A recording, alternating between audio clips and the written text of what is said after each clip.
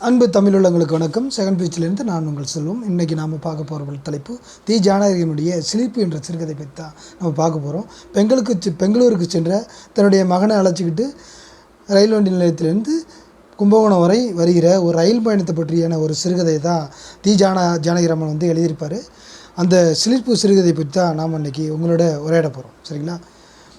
பெங்களூரில் சிட்டி ரயில் நிலையத்திலிருந்து தன்னுடைய மகனை அழைச்சிக்கிட்டு அவர் கிளம்புறாரு.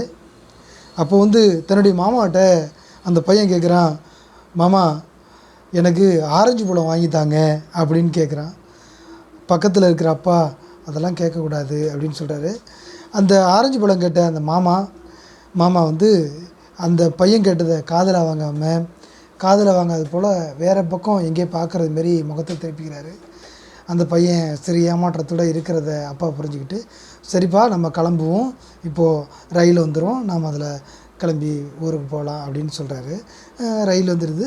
அங்கேருந்து ஏறிடுறாங்க. ரயிலில் உட்காந்தோடனே தன்னுடைய மகன்கிட்ட கேட்குறாரு, என்னப்பா மாமாட்ட போயிட்டு ஆரஞ்சு பழம் கேட்குறியே அப்படின்னு கேட்குறாரு. இல்லைப்பா, மாமா உங்களோட அதிக சம்பளம் வாங்குறதா பேசிக்கிட்டாங்க, அதனால் மாமாட்ட கேட்டால் வாங்கி கொடுப்பாருன்ட்டு நான் கேட்டப்பா அப்படின்லாம். இல்லைப்பா அப்படிலாம் கேட்கக்கூடாது, அவர் ஏன்ப்பா உனக்கு வாங்கி தரணும், நான் வாங்கி தரேன்ப்பா அப்படின்னு சொல்கிறாரு. இல்லைப்பா, மாமா வந்து 1000 ரூபாய்க்கு மேலே சம்பளம் வாங்குறதா மாமிகிட்ட பேசிகிட்டு இருந்தார்ப்பா, அதனால தான்ப்பா மாமாட்ட கேட்டால் வாங்கி கொடுக்குறதா நினச்சிக்கிட்டு மாமாட்ட கேட்டப்பா. இல்லைப்பா அப்படியெல்லாம் கேட்கக்கூடாது, நான் உனக்கு வாங்கி தரேன்னு சொல்லிட்டு ரயிலில் பயணப்பட்டுட்டு வந்துட்டுருக்காங்க. சரிப்பா, மகன்கிட்ட கேட்குறாரு, சரிப்பா நான் சம்பளம் குறைச்சி வாங்குறது மாமா உன்னிட்ட சொன்னாரா அப்படின்னு.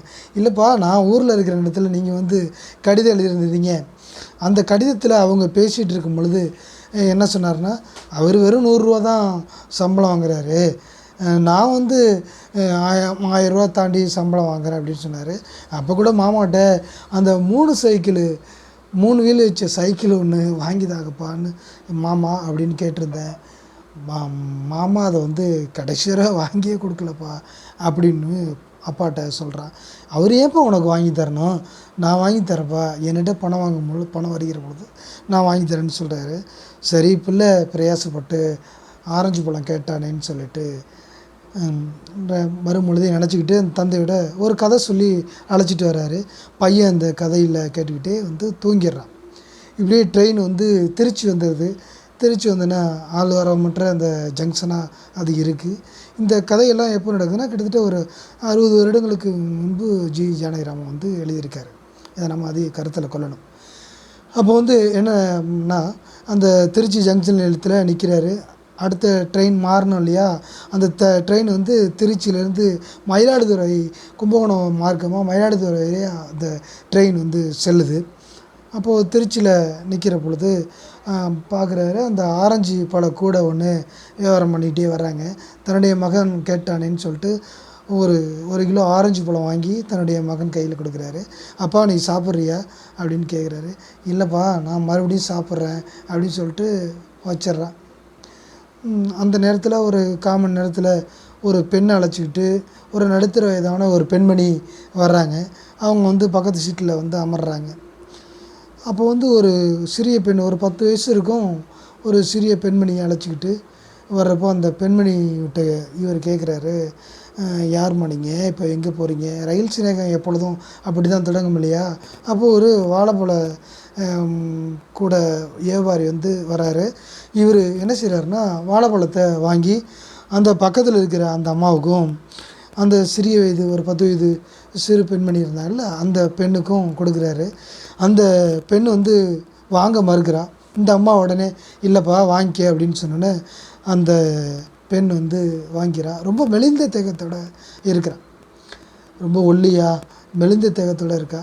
வாங்கி அந்த பழத்தை உரித்து சாப்பிட்றா. அப்போது அவங்க 2 பேருக்குமான ஒரு உரையாடல் திறக்குது. ஏம்மா இந்த பெண்ணு ரொம்ப உடம்பு முடியாத ஒரு பெண்ணாக இருக்கா, எங்கே அழைச்சிட்டு போகிறீங்க அப்படின்னு. இல்லை இந்த பெண் வந்து கல்கத்தா வரைக்கும் போகிறா, மயிலாடுதுறை போய் கல்கத்தா வந்து மாற்று வண்டி ஏறி இவளை அனுப்புகிறோம், அதனால் நீ என்ன செய்கிறன்னா அந்த பெண்ணிட்ட சொல்கிறா, இப்போவே தூங்கிக்க, நீ இன்னும் 2 நாள் பயணப்படணும், கல்கத்தா போகணுன்னு. என்னம்மா பார்க்குறதே உடம்பு முடியாத ஒரு பெண்ணாக இருக்கா, ரொம்ப தேகம் மெலிஞ்சிருக்கா, இந்த பெண் என்ன 2 நாளைக்கு ட்ரெயின் ஏறி கல்கத்தா வர போகணுங்கிற. ஏன் இவங்களுக்கு அம்மா அப்பாலாம் இல்லையா? இருக்காங்க. இவ வந்து ஏற்கனவே எங்கள் சொந்தக்கார ஜட்ஜி வீட்டில் வேலை பார்த்தா. அங்கே வந்து அவங்களுடைய தெரிஞ்சவங்க வீட்டில் அவருக்கு வந்து 3000 சம்பளம். ஒரு உயரதிகாரி வீட்டுக்கு கல்கத்தாவில் வேலை பாருங்க. அங்கே இருக்கிற குழந்தைய அழைச்சி பார்த்துக்கிறது தான் இந்த பெண்ணை பயணப்பட்டு நாங்கள் அழைச்சிட்டு போகிறோம் அப்படின்னு சொல்கிறா. இவருக்கு மனசு ஒரு சங்கடப்படுது. தன்னுடைய மகனோ தூங்கிட்டு இருக்கான். அப்போ கேட்குறா, என்னம்மா ரொம்ப சின்ன வயசாக இருக்கா, படிக்கிற காலத்தில் இப்படி அழைச்சிட்டு போகிறீங்களே அப்படின்னு இவர் கேட்குறாரு, தந்தை கேட்குறாரு.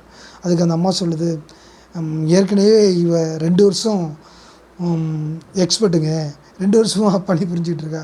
அப்போனா 7 வயதுலேருந்து 8 வயதுலேருந்து ஆரம்பிச்சிட்ருக்காளா? அப்படி என்னதாம்மா நீ வேலை பார்ப்பேன்னு அந்த பெண்ணை பார்த்து, சிறிய பெண்ணை பார்த்து கேட்குறாரு. அதுக்கு அவள் சொல்கிறா, நானாங்க தோசை சுடுவேன், இட்லி ஊற்றுவேன், இட்லி தோசைக்கு மாவு அரைப்பேன், துணி துவைப்பேன், அயர்ன் பண்ணுவேன், இத்தனை வேலைகளையும் நான் செய்வேன். ஏம்மா நீ படிக்கலையா? எந்த ஊரும்மா உனக்கு? என் அம்மா அப்பா இல்லையாம்மா?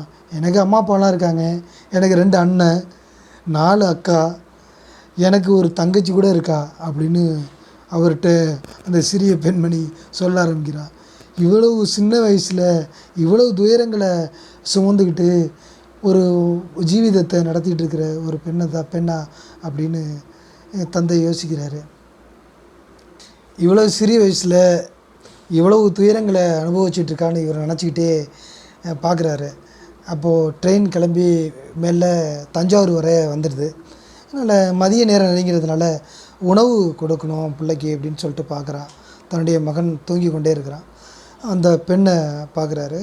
அந்த அம்மாட்ட கேட்டு அவங்களுக்கும் சேர்த்து உணவு வாங்கிட்டு வந்துடுமான்ட்டு. அப்போ இடையில பார்க்குறாரு, அந்த பையன் தூங்கிட்டு இருக்கான்ல, அவனுக்கு முடியெல்லாம் களைஞ்சிருக்கு. நாம் என்ன தான் அழகுபடுத்தி வச்சுருந்தாலும் அம்மா இல்லாத குழந்தைகள் எப்போவுமே அழகுலையும் வசீகரத்துலேயும் கம்மியாக தான் இருக்காங்க அப்படின்னு சொல்கிறான். இடையில இந்த பெண்ணுக்கு அழைச்சிக்கிட்டு, நான் சாப்பாடு வாங்கிட்டு வந்து தரேம்மா அப்படின்னு பரிதாபப்பட்டு கேட்குறாரு. நீங்கள் எதுக்குங்க இந்த பெண்ணுக்கு வாங்கி கொடுக்கணும், நீங்கள் உங்கள் பையனை அழைச்சிட்டு போங்க அப்படின்னு அந்த அம்மா சொல்கிறா. உடனே இவர் கேட்காம, இல்லைம்மா நான் வந்து அவளுக்கு வாங்கி கொடுக்கறதுக்கு ஆசைப்பட்றேன் அப்படின்னோடனே, சரி அப்படின்னு சொல்லிட்டு அந்த அம்மா சாப்பாட்டுக்கு காசு கொடுக்குறா. சரி இவ்வளவு வலுக்கட்டாயமாக கொடுக்குறாங்களேன்னு சொல்லிட்டு அந்த காசையும் வாங்கிட்டு தன்னுடைய மகனையும் அந்த சிறுமியை அழைச்சிக்கிட்டு சாப்பாடு கூட்டத்திற்கு அழைச்சி செல்கிறாரு. தஞ்சாவூர் ரயில் நிலையத்தில் வண்டி நிற்கிது. அங்கே போய், அம்மா உனக்கு என்ன வேணும் அப்படின்னு அந்த சிறுமி கேட்குறாரு. எனக்கு ஒரு தயிர் சாதம் அப்படிங்கிறார். இவரும் ஒரு தயிர் சாதம், 3 பேருமா சகிதமாக தயிர் சாதம் வாங்கி சாப்பிட்றாங்க. தன்னுடைய மகனுக்கு சாப்பிட தெரில, தயிர் சாதம் கொஞ்சம் கட்டிப்பட்டிருக்கு. உடனே அவள் என்ன செய்கிறான்னா, அந்த தயிர் சாதத்தை வாங்கி தண்ணி விட்டு கொலையே பிசைகிறான். இது எல்லாம் கண்ணோட அந்த தந்தை வந்து பார்க்குறாரு. தம்பி இப்போ சாப்பிடு அப்படின்னு சொல்லிட்டு தயிர் சாதத்தை பிசைஞ்சு தன்னுடைய மகனுக்கு கொடுக்குறா. அப்போது அந்த பையன் சொல்கிறான் அப்பாட்ட, அப்பா நம்ம வந்து நம்மளுடைய அம்மா மாதிரியே பிசைகிறாப்பா, பிசைஞ்சு எவ்வளோ பாசமாக கொடுக்குறான்னு சாப்பிட்றாங்க. அப்போ அதில் சின்ன ஒரு பச்சை மிளகாய் வந்து இந்த பையனுக்கு பொரியலிடுது.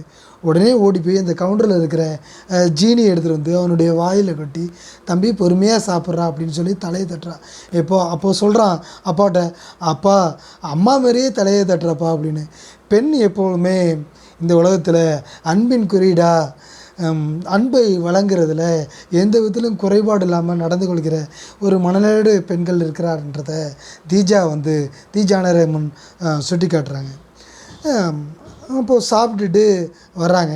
அப்போ சாப்பிட்டுட்டு வருகிற பொழுது வந்து அமர்றாங்க. சரிம்மா இவ்வளோ நாள் எங்கேப்பா வேலை பார்த்தாங்க அந்த பொண்ணு அப்படின்னு கேட்குறப்போ, அவங்க வந்து ஒரு ஜட்ஜி வீட்டில் திருச்சியில் வேலை பார்த்தாங்க. அவங்க வீட்டில் எல்லா வேலையும் பார்ப்பா. கடைசியாக என்னம்மா சாப்பிட்ட அப்படின்னு கேட்குறாரு. அப்போ கடைசியாக நான் வந்து ஜட்ஜி வீட்டில் கொடுத்த பழைய சாதத்தை தான் சாப்பிட்டேன் அப்படின்னு. எப்போவுமே உயர் பதவியில் இருக்கிற அந்த வீடுகளில் ரச சாதம், வத்த குழம்பு, சுட்ட அப்பளம் இதை வச்சு தான் சாப்பிட்டுட்டு தன்னுடைய நாட்களை கடத்துகிறாங்க அப்படிங்கிற ஒரு விஷயத்தையும் தீஜா இதில் பதிவு பண்ணுறாரு. நாமெல்லாம் அந்த சாதத்தை சாப்பிட்டோம்னா உடம்பு வந்து ரொம்ப உடம்பு சூடாகி உடம்பே ரொம்ப வீணாகிற கண்டிஷன் வந்துடும். இப்படி எல்லா வேலையும் பார்த்துக்கிற இந்த குழந்தைக்கு, அதுவும் 3 ஆண்டு வேலை பார்த்து இன்னொரு ரொம்ப தூரம் செய்கிற அந்த குழந்தைக்கு வெறும் பழையதையாக கொடுத்து அனுப்புவாங்க அப்படின்னு அந்த பெண்ணிடம் வந்து கேட்குறா. இல்லை, அங்கே எப்போவுமே மீதம் இருக்கிற அந்த சாதத்தை தான் அந்த பெண் சாப்பிடுறா அப்படின்னு கூட வந்த அம்மா சொல்கிறாங்க.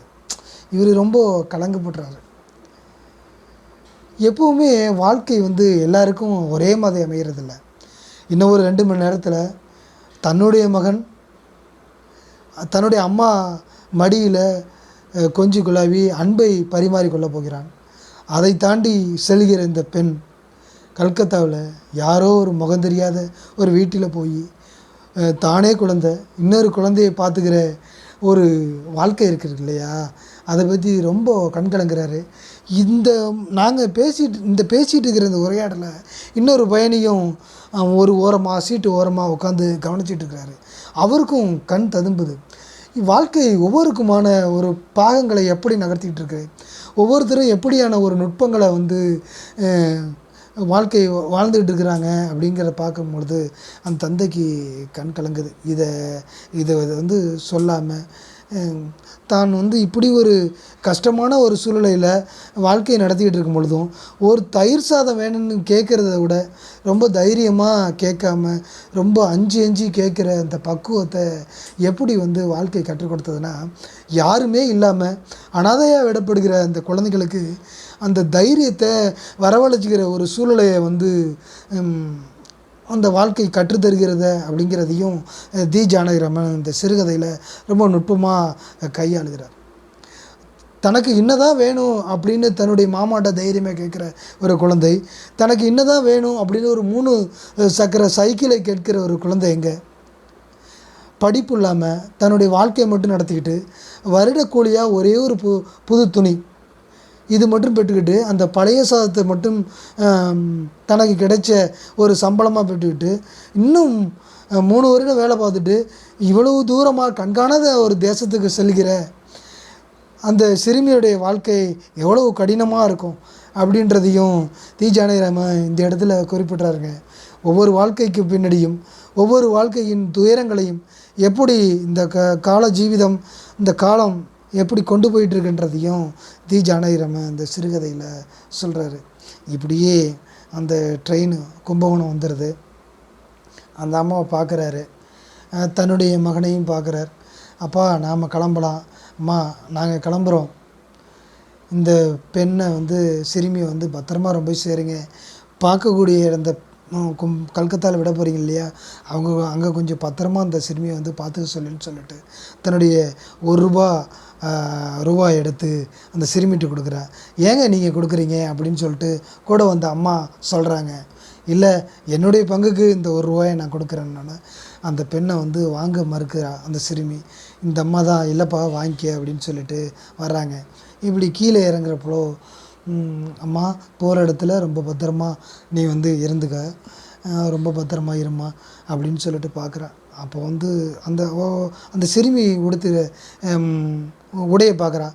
ஒரு வாயில் ட்ரெஸ்ஸு, ஒரு சிறிய கவுன் மாதிரியான ஒரு ட்ரெஸ்ஸு, ஒரு பாவாடை தான் அவர் வந்து அந்த சிறுமி உடுத்திருக்கா. அப்போ கீழே இறங்குறப்போ அந்த பையன் அவளுக்கு பாய் சொல்லிவிட்டு இறங்குறான். அப்போ வந்து அப்பாட்ட சொல்கிறான், அப்பா இந்த ஆரஞ்சு பழத்தை அந்த அக்காட்ட நான் கொடுத்துறவாப்பா அப்படின்னு கேட்குறான்.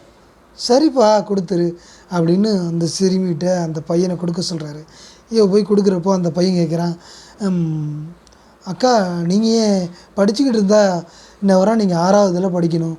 ஆமாம் தம்பி, நான் 6வது தாண்டா படிக்கணும் அப்படின்னு அந்த பையன்கிட்ட சொல்கிறான் அந்த பொண்ணு.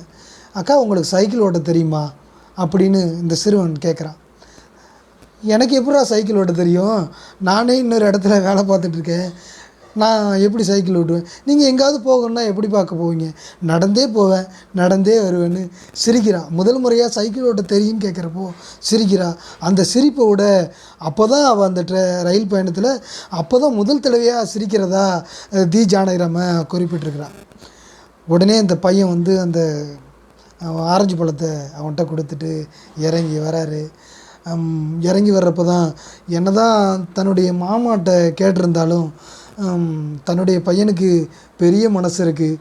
தான் ஆசைப்பட்ட தன்னுடைய அம்மாகிட்ட அந்த ஆரஞ்சு பழத்தை வாங்கி உரித்து சாப்பிடணுங்கிற அந்த எண்ணத்தை விட்டுட்டு இந்த பழத்தை அந்த சிறுமிகிட்ட கொடுக்கணுங்கிற ஒரு எண்ணம் தன்னுடைய மகனுக்கு இருக்கிறது அப்படிங்கிற ஒரு ஆறுதலான விஷயத்தை எடுத்துக்கிட்டு தன்னுடைய பையனை தூக்கிக்கிட்டு அப்படியே நெஞ்சோடு அணைச்சிக்கிட்டு வராரு.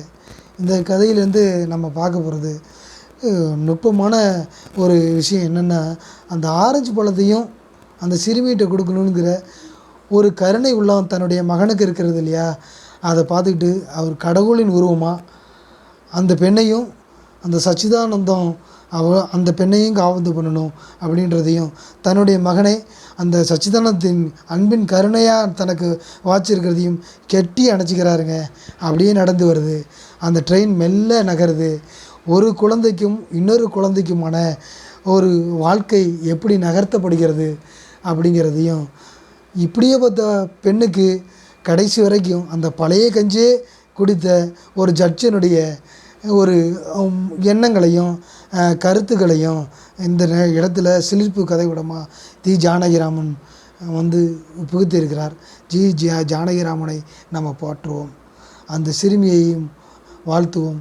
இந்த சிறுகதையை எப்போ படித்தாலும் கொடுக்கிற ஒரு மனநிலையை எப்போதையும் அறத்தினூடாக நாம் வைத்து கொள்கிறத தி. ஜானகிராமன் எப்போவும் இந்த சிலிர்ப்பு ஊடாக காலத்தின் ஊடாகவும் சொல்லிக்கொண்டே இருக்கிறார் என்பதை இந்த வீடியோவில் பார்க்கிறோம்.